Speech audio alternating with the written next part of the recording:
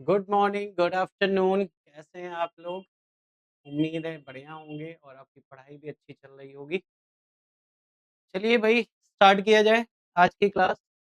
देखो सेंटर्स हम लोगों ने खत्म कर लिया था, ठीक है? सेंटर्स की क्लास हमारी कंप्लीट हो चुकी थी। उसके आगे आज हम लोग करने वाले हैं ट्रायंगल के कुछ जो हमारी थ्योरम्स रह गई उनको कंप्लीट करने वाले हैं, ठीक है? चलिए भाई तैयार हो जाइए, स्टार्ट किया जाए। कहाँ है?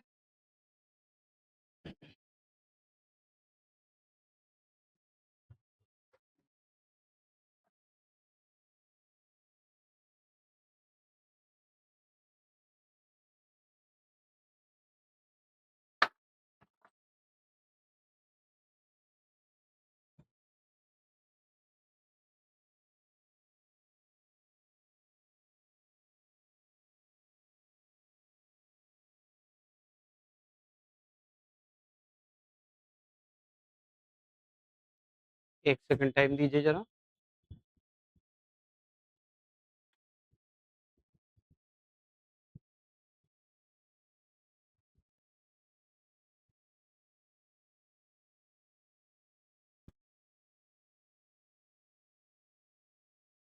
चलिए भाई हेडिंग लगा लीजिए, some important theorems. Some important theorems, ठीक है?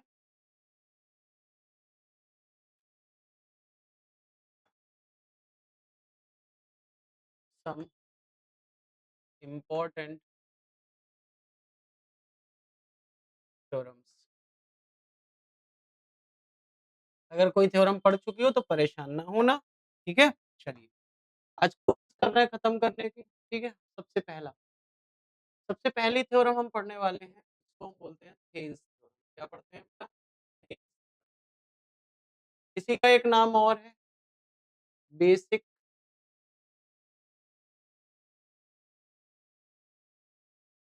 Proportionality theorem.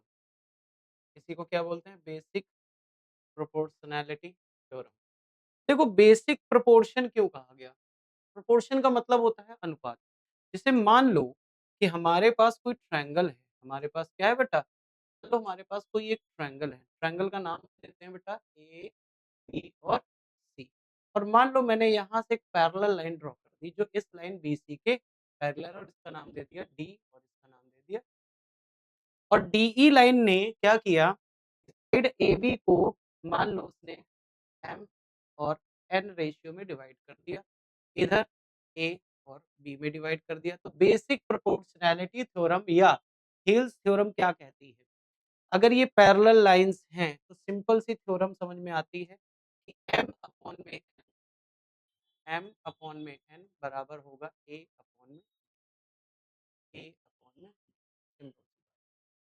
अब इसी को देखो हमने क्या कहा है, अगर यहाँ पर अब सिमिलैरिटी वाले केसेस भी लगाओ। सिमिलैरिटी वाले केसेस कौन से? कि एक छोटा ट्रायंगल ये बन रहा है, देखो इधर। देखो चीज़ों को ध्यान से समझो। छोटा वाला ट्रायंगल ये है ए, डी और ई और एक यहाँ बड़ा ट्रायंगल बन रहा है, ठीक है? जिसका नाम है ए, डी और सी। क्या नाम है भैया? ए, बी और सी बड़ा वाला ट्रायंगल, ठीक है? तो आप देखेंगे कि यहाँ पर दोनों ही ट्रायंगल हमारे कैसे सिमिलर कैसे? सिमिलैरिटी में मैंने आपको बताया था अगर किसी भी 2 त्रिभुज के तीनों एंगल्स इक्वल हो जाते हैं, तो फिर वो दोनों ट्रायंगल सिमिलर हो जाते हैं। एंगल ए यहाँ है, एंगल ए यहाँ है।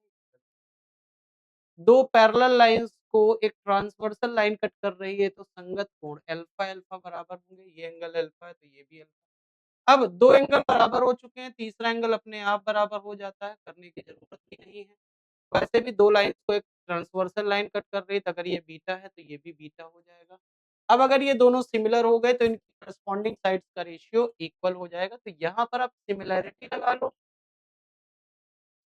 लगा दो या फिर दिस यूज़ कर लो, ये बेसिक प्रोपोर्शनैलिटी थ्योरम यूज़ कर लो या थेल्स थ्योरम यूज़ कर लो, बात एक ही होती है। ठीक है? उम्मीद है कि थेल्स थ्योरम जो है आसान सी है एकदम से, इसको आप समझ पाए होंगे, आराम से लगा सकते हो। चाहो तो आप एग्ज़ाम्पल के थ्रू इसको करके देख सकते हो, इसमें कोई दिक्कत नहीं है, मैं दोनों से लगा के दिखा सकता हूँ, दोनों से सेम आंसर आता है। दोनों से क्या आता है? सेम आंसर आता है। जल्दी से इसको नोट करिए, हम लोग आगे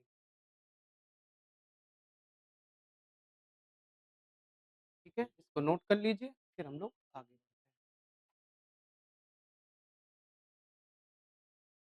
बेसिक प्रोपोर्शनैलिटी थ्योरम, इसी को थेल्स थ्योरम कहा जाता है, ठीक है? चलिए,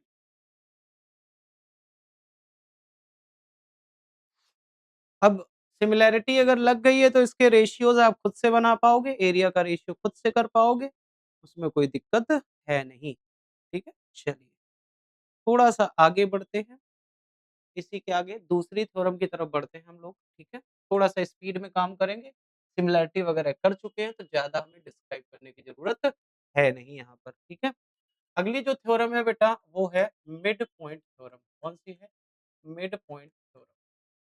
अब देखो नाम ज़रूर दे दिया गया है मिड पॉइंट थ्योरम, उससे फ़र्क पड़ता नहीं है, यहाँ भी सिमिलैरिटी का ही केस है। बट यहाँ पर क्या था, रेशियो m अनुपात n था, ध्यान से सुनना। यहाँ पर रेशियो m और n था, तो वो ये कह रहा है कि ये मिड पॉइंट हो जाए, मतलब m और n का रेशियो 1:1 हो जाए बस, इतना सा फ़र्क है इसमें और उसमें। ठीक है? और कुछ भी फ़र्क नहीं है, जैसे मान लो हम एक ये ट्रायंगल बना दें और नाम दे दें A, B और C, और मैं कहूँ ये मिड पॉइंट है और ये भी मिड पॉइंट है। ठीक है? इसको नाम दे देते हैं m और इसको नाम दे देते हैं n। मतलब ये यहाँ से 1 है, तो ये भी रेशियो 1 है, ये 1 है, तो ये भी 1 है और ये 1 है, तो ये कितना हो जाएगा? ठीक है? कुछ लोग सोच रहे होंगे सर यहाँ 1-1 लिखा है, यहाँ 1-1 लिखा है, यहाँ 1-2 क्यों लिखा है? ये 1 और 1 है, अगर बड़े वाले में देखोगे तो ये पूरी लेंथ 2 है बेटा, इसलिए, ठीक है? तो मिड पॉइंट थ्योरम है, इसको बोलते हैं। मिड पॉइंट थ्योरम क्या होती है? कि अगर मिड पॉइंट्स को मिला दिया जाए, तो थ्योरम कहती है कि ये जो तीसरी आप लाइन MN ड्रॉ कर रहे हो, ये जो तीसरी लाइन आप MN ड्रॉ कर रहे हो, ये वाली लाइन, ये लाइन इस लाइन के पैरेलल हो जाएगी और आधी हो जाएगी। ये अगर 2 यूनिट है तो ये 1 यूनिट हो जाती है, ठीक है? अब सिंपल सी बात है, बेसिक चीज़ है मिड पॉइंट थ्योरम में सिर्फ ये रेशियो होता है कि अगर एम और एमबी एक एक रेशियो ए और एनसी का होगा और ये रेशियो 1:1, ये क्या होगा? 1:1। इससे कोई ज़्यादा फ़र्क पड़ता नहीं है, ठीक है? इम्पोर्टेंट चीज़ ये है कि ये वाली जो थ्योरम है, ये बहुत जगह काम आएगी क्वाड्रिलेटरल में। किसमें काम आएगी? क्वाड्रिलेटरल में। कि आप देखेंगे क्वाड्रिलेटरल में कि ये जो लाइन है, इस लाइन ये अगर पैरेलल है, तो ये आधी होगी और मिड पॉइंट्स को मिलाने वाली लाइन है, तो इसकी ये आधी होगी, इसका बड़ा यूज़ होता है। लोग करते हैं क्वाड में, ठीक है? तो मिड पॉइंट थ्योरम में इतनी चीज़ याद रखिए। अब इसी का थोड़ा-सा और एक्सप्लेन करते हैं, इसी से थोड़े कुछ रिजल्ट्स बनाने की कोशिश करते हैं। रिजल्ट्स क्या-क्या बनेंगे ध्यान से सुनिए।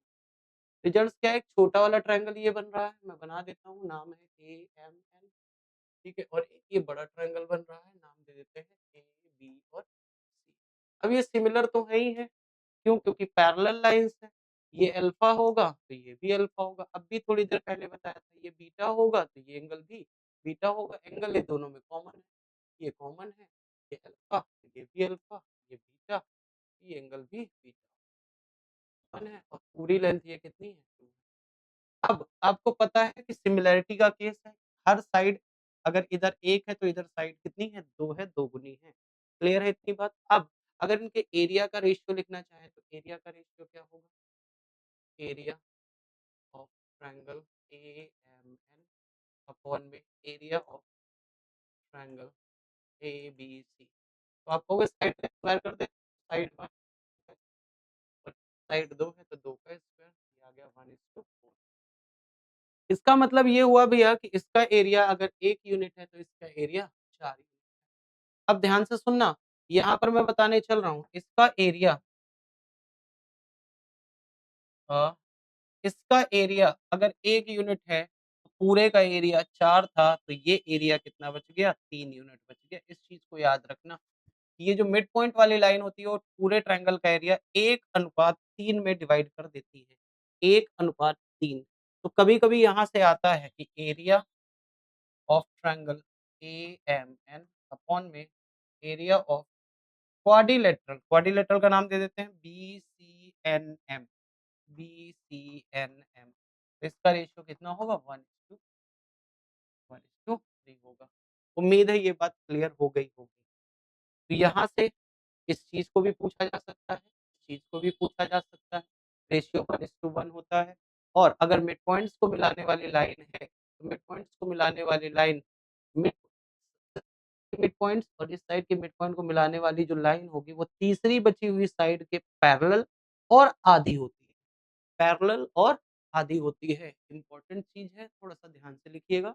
मिड तो नोट करिए, हिंदी में बोलते हैं मध्य बिंदु प्रमेय। क्या बोलते हैं भैया? मध्य बिंदु प्रमेय। नोट करिए जल्दी से।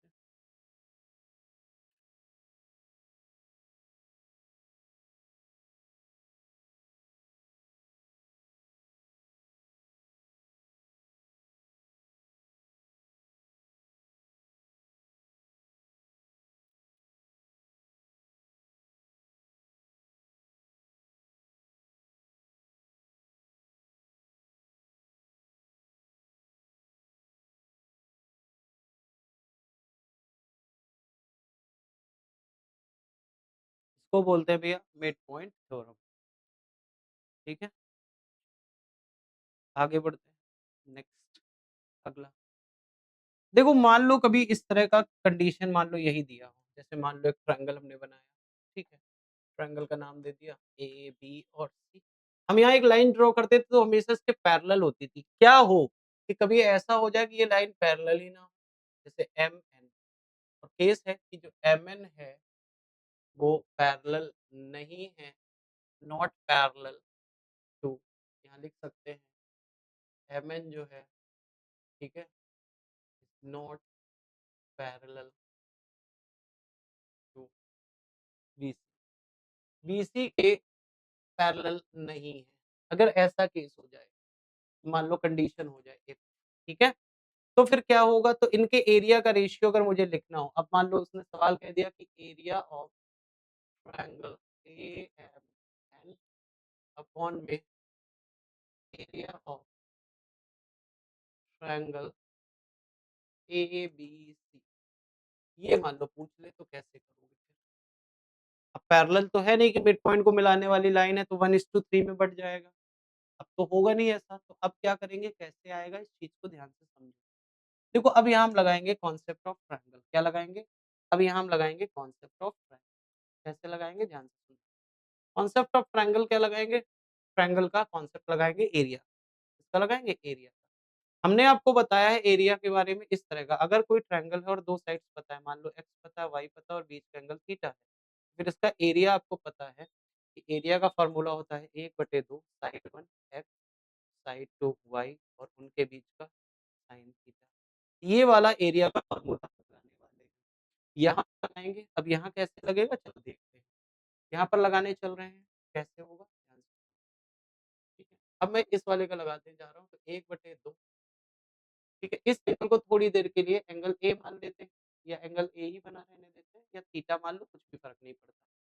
तो अब अगर इस लेंथ को मैं थोड़ी देर के लिए एक्स कह दूँ, इस लेंथ को क्या कह दूँ? एक्स, और इस लेंथ को कह दूँ वाई, और इस लेंथ को यहाँ से यहाँ तक की लेंथ को कह दूँ ए, और यहाँ से यहाँ तक की लेंथ को कह दूँ बी, ठीक है? ये लेंथ पूरी यहाँ से यहाँ तक एएम जो है, तो यहाँ पर मैं लिख रहा हूँ 1/2 एएम साइड एएन और उनके बीच का साइन ए, क्लियर है? अपॉन में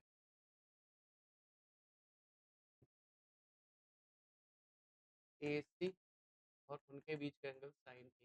अब यहाँ पर अगर ध्यान से आप देखोगे तो साइन ए से साइन ए कट जाएगा, 1/2 से 1/2, एएम की लेंथ हमने मानी है एक्स, एएन की लेंथ मानी है वाई, एबी पूरी लेंथ मानी है ए और ये पूरी लेंथ बी। तो आपने देखा कि एरिया का रेशियो आया एक्स इंटू वाई अपॉन में ए इंटू बी।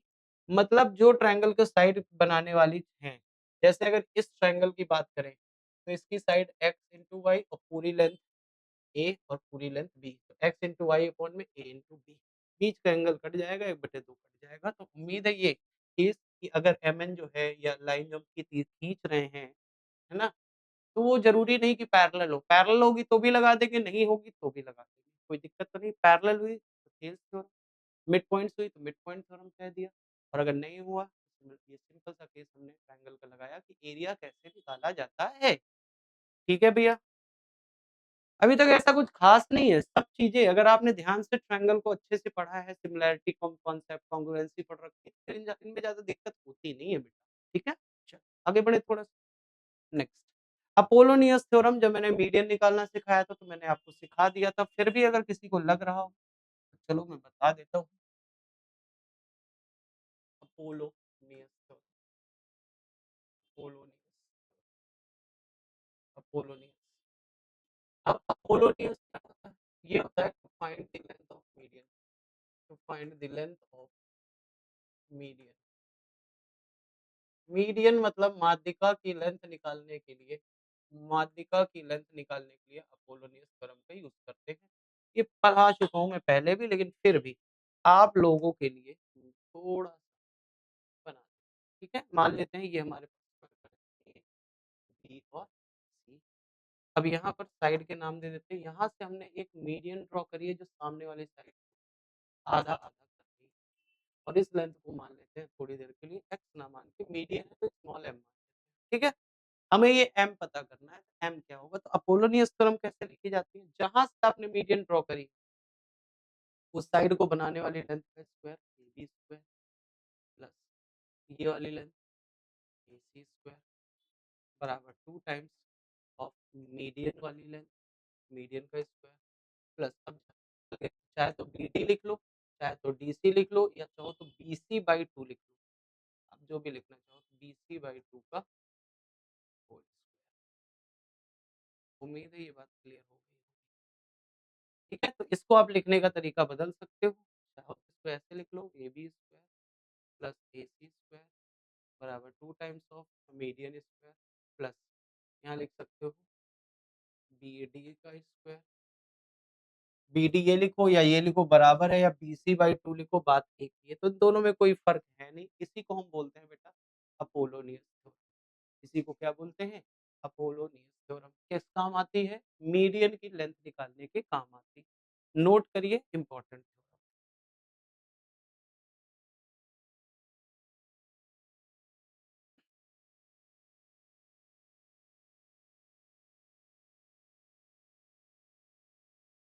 ठीक है? नोट करो फिर आगे बढ़ते हैं। Apollonius theorem. चलो अपोलोनियस हो गया। अपोलोनियस हो गया भैया, पढ़ा चुके हैं पहले भी। अगली थ्योरम वेरी इंपॉर्टेंट, अगली थ्योरम है, हेडिंग लगा लीजिए स्टीवर्ट थ्योरम, स्टीवर्ट थ्योरम,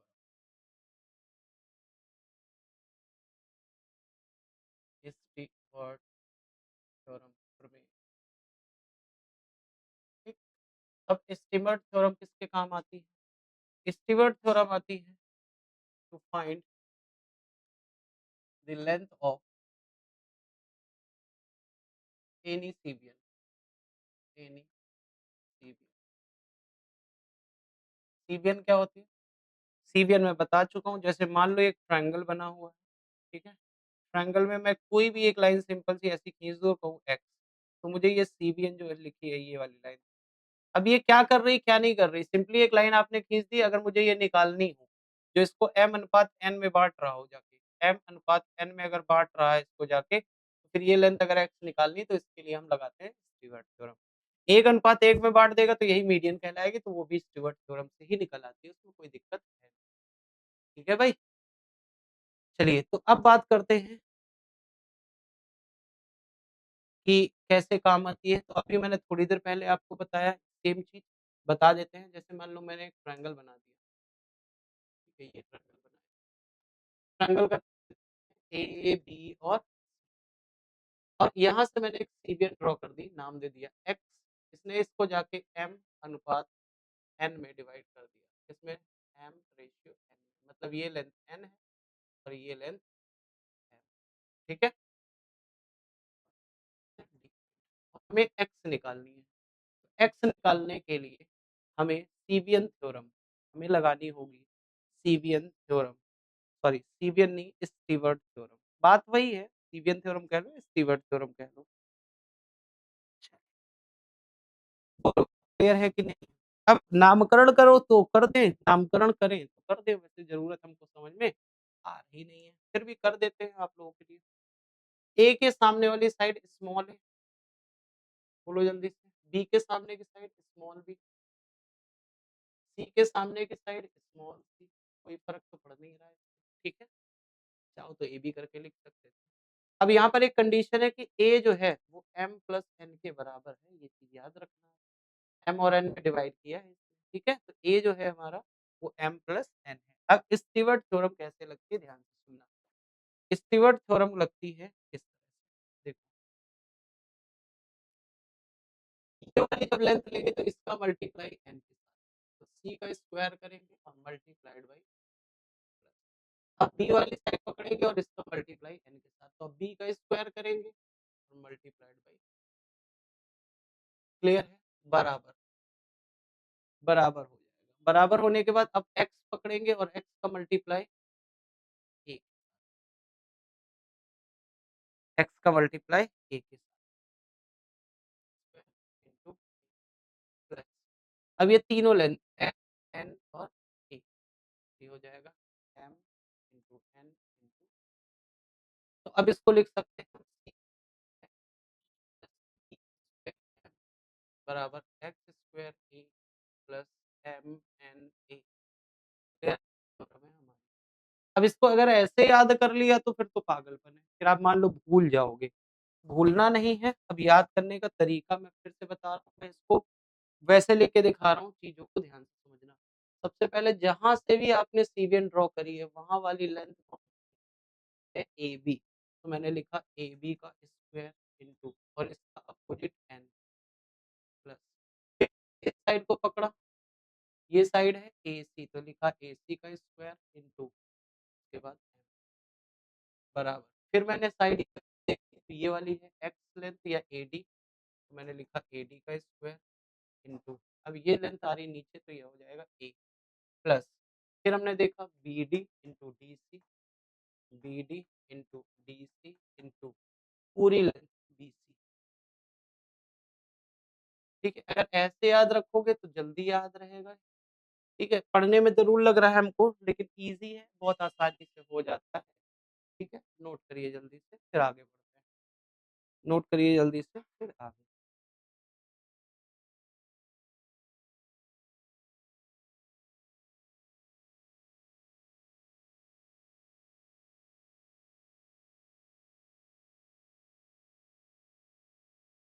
जल्दी से नोट करिए फिर आगे बढ़ते हैं हम लोग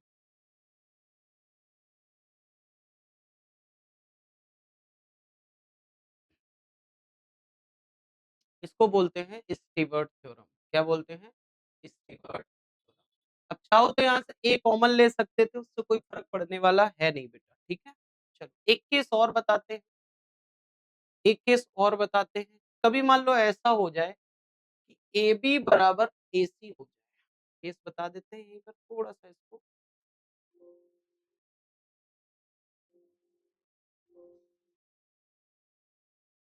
एक केस बता देते हैं थोड़ा ठीक है सुनना ध्यान से केस क्या है इसी केस में बता रहा हूँ कि एक केस और लिख लेते हैं कि यदि अगर ऐसा हो जाए इफ कभी ऐसा हो जाए कि ए बी बराबर ए सी हो जाए और इसको हम स्मॉल ए मान इफ ए बी बराबर ए सी हो जाए तो फिर अगर मुझे एक्स निकालना हो तो एक्स स्क्वायर बराबर होता है एक्स स्क्वायर बराबर होता है a square minus m into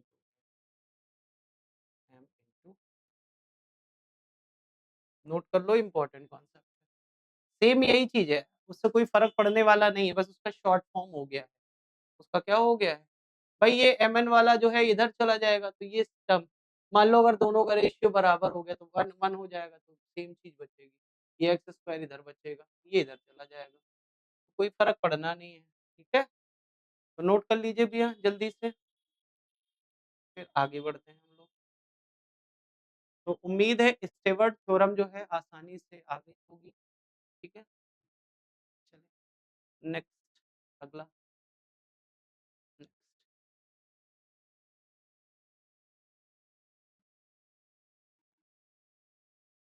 Stewart theorem के बाद एक थ्योरम और आती है जिसको हम बोलते हैं लैडर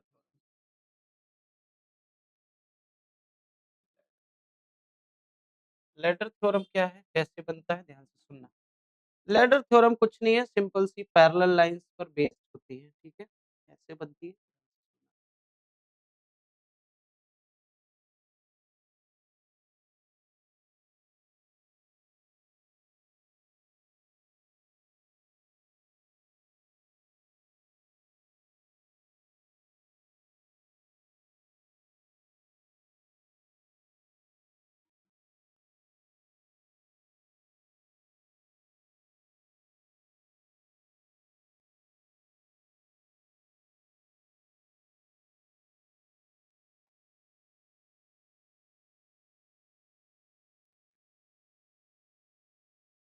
ब्रिटिश फ्लैग थ्योरम ऐसा कुछ नाम तो नहीं है इसका शायद।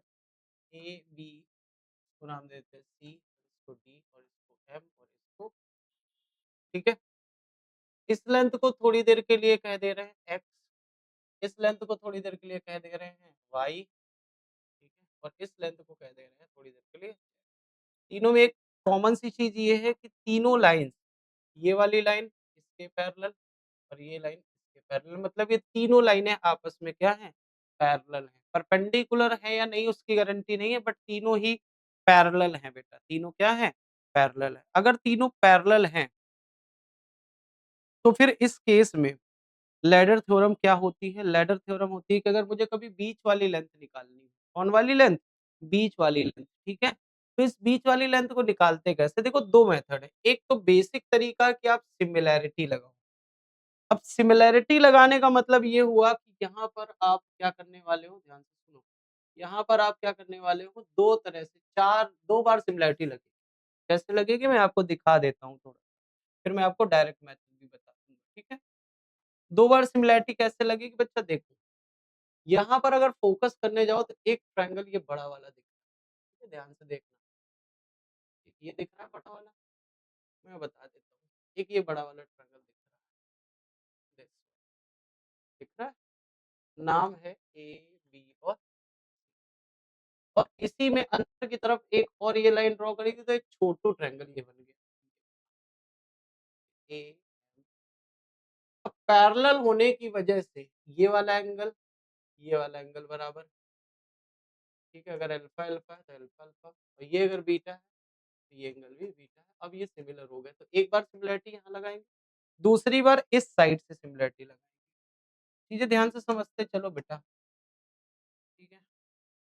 दूसरी बार इस साइड से सिमिलैरिटी, एक ये बड़ा वाला ट्रायंगल बना देता हूँ इधर, ये रहा, ठीक है? नाम है बी ए डी, ठीक है? ये एंगल जो भी होगा और एक ये छोटू वाला ट्रायंगल बी एम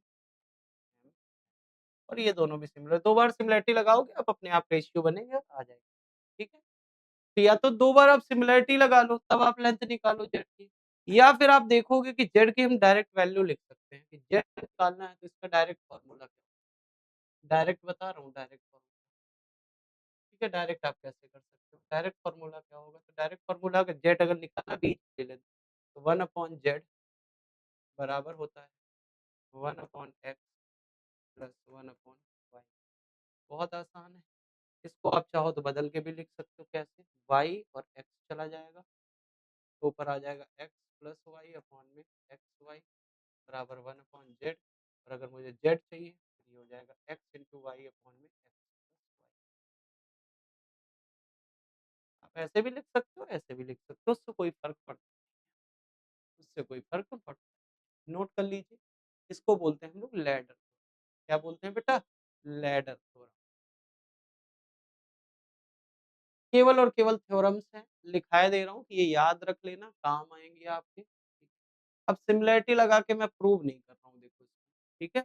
बहुत सारे केसेज़ हम लोगों ने प्रूव करके देख लिए हैं, इसलिए इनको मैं प्रूव नहीं करूँगा, ठीक है? इसके बाद शिवास थ्योरम करा देते हैं, ठीक है? शिवास थ्योरम करने के बाद फिर हम लोग आगे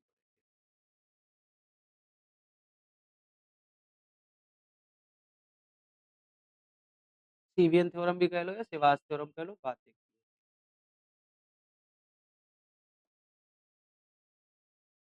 और ये लैडर थ्योरम पे क्वेश्चन आ चुके हैं एसएससी में, ठीक है? नहीं तो आप सोचो कि नहीं आए हैं। चलिए, आगे बढ़े बेटा। अगला सिवास थ्योरम कह लो या सीवियन थ्योरम कह लो, बात एक ही है। सिवास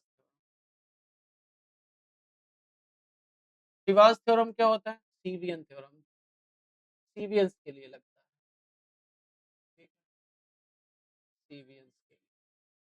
तो सीवियंस अभी बताया था कि सामने वाली साइड पर क्या करते हैं बेटा? एक सेकंड थोड़ा टाइम दीजिएगा। हाँ हाँ बताओ। ठीक है भेज दो।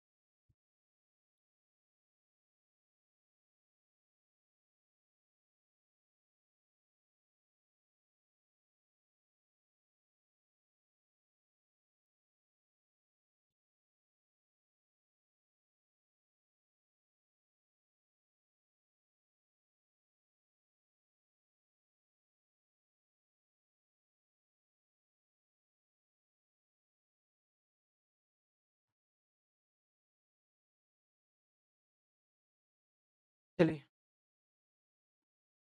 भाई आ रहा था तो थोड़ा सा उसको लोकेशन भेज दी थी। ठीक है, चल शुरू करें भाई। देखो सीवियर थ्योरम क्या है? सीवास थ्योरम इसी को कहते हैं। देखो मान लो हमारे पास कोई ट्रायंगल है बेटा, क्या है? ट्रायंगल। कोई भी एक ट्रायंगल बना लेते हैं, जैसे ये ट्रायंगल है। ट्रायंगल का नाम दे देते हैं ए, बी और सी। हमने एक यहाँ से सीधी सीवियर खींच दी, किस रेशियो में डिवाइड कर रहे हैं हमें नहीं पता, मैंने डी लिख दिया। यहाँ से एक सीवियर खींच दी, इसका नाम दे दिया ई, और यहाँ से एक सीवियर खींच दी, इसका नाम दे दिया। अब ये किस-किस उसमें हमें कोई पता नहीं है, कौन-सा पॉइंट है, हमें कुछ नहीं पता। अगर पता होगा तो वो हम लोग सेंटर्स की बात करते हैं, पता नहीं है तो हम लगाते हैं सीवियर थ्योरम, सिंपली। अब सीवियर थ्योरम क्या करती है? 3 तरह के रिजल्ट्स बनते हैं सीवियर थ्योरम में। कितने तरह के बेटा? 3 तरह के रिजल्ट्स बनते हैं। अब तीनों मैं लिख दे रहा हूँ। पहला रिजल्ट क्या होगा ध्यान से सुनना। Result number 1। रिजल्ट नंबर 1 है कि हम एक तरफ से चलना शुरू करेंगे और लास्ट तक आएँगे रेशियो बनाते हुए। जैसे मैंने लिखा पहले एएफ अपॉन में एफबी इंटू, फिर मैंने लिखा बीडी अपॉन में डीसी इंटू, फिर मैंने लिखा सीई अपॉन में ईए, और इन सब तीनों का रिजल्ट होता है 1। जब भी आप मल्टीप्लाई करोगे तो 1 आएगा। क्या आएगा? 1 आएगा। ठीक है? 1। उम्मीद है ये चीज़ क्लियर हो गई होगी। ठीक है? ये पहला रिजल्ट है। सिंपली इन तीनों का जो रेशियो बनता है इन साइड्स का, दिस अपॉन में दिस इंटू दिस अपॉन में दिस इंटू दिस अपॉन में इन सब का मल्टीप्लाई जब करोगे तो आपका रिजल्ट 1 मिलता है। इनमें से कोई 5 लेंथ दे सकता है आपको। मान लो ये दे दे, ये दे दे, ये दे दे और ये ना दे, एक्स मान ले, तो इसका रिजल्ट 1 होगा। फिर एक्स की वैल्यू यहाँ से हम निकाल सकते हैं। सीवास थ्योरम या सीवियन थ्योरम आपके यहीं पर काम आती है कि कोई भी एक लेंथ निकालने के काम आ जाती है। ठीक है? पहला रिजल्ट तो ये। दूसरा रिजल्ट अंदर की तरफ बनते हैं। ठीक है? अंदर की तरफ कैसे बनते हैं? मान लो थोड़ी देर के लिए O point ले लेते हैं। क्या ले लेते हैं? O point. तो पहले मैं लिखूँगा छोटी लेंथ AO और मैं पूरी लेंथ AD, बस। मैं लिखूँगा छोटी लेंथ ओ ये बड़ी लेंथ है, सॉरी, बड़ी लेंथ अपॉन में टोटल लेंथ। फिर बड़ी लेंथ वाली ऊपर वाली BO अपॉन में टोटल लेंथ BE, प्लस फिर ये बड़ी वाली लेंथ ऊपर की तरफ वाली CO अपॉन में टोटल लेंथ C। एक बनता है नीचे वाली लेंथ OD अपॉन में टोटल लेंथ AD, प्लस नीचे वाली लेंथ OE अपॉन में टोटल लेंथ BE, प्लस नीचे वाली लेंथ OF अपॉन में टोटल लेंथ PF। अब ध्यान से ये देखने वाला है कि इन दोनों का रिज़ल्ट फिक्स होता है। दोनों का रिज़ल्ट क्या होता है? फिक्स। ऊपर वाली लेंथ हमको बड़ी नज़र आ रही है, नीचे वाली लेंथ छोटी नज़र आ रही है। जब ऊपर वाली लेंथ और अपॉन में टोटल होगा तो रिज़ल्ट आता है 2 और जब नीचे वाली लेंथ होती है और अपॉन में टोटल होता है तो रिज़ल्ट आता है। ये दोनों रिज़ल्ट भी याद रखिएगा और ये दोनों रिज़ल्ट्स हम लोगों ने एक जगह और देखे थे। याद करो जब हमने आपको बताया था एंगल बाइसेक्टर्स में। एंगल बाइसेक्टर्स में भी हम लोगों ने ये रिज़ल्ट देखे थे, में भी यही रिज़ल्ट मतलब इन सेंटर पर, किस पर?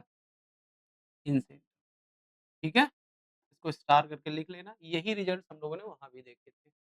उम्मीद है ये जो रिज़ल्ट है वो आपको समझ में आ गया होगा कि किस तरह से ये रिज़ल्ट्स बनते हैं और कैसे आपको चीज़ों को याद रखना है, ठीक है?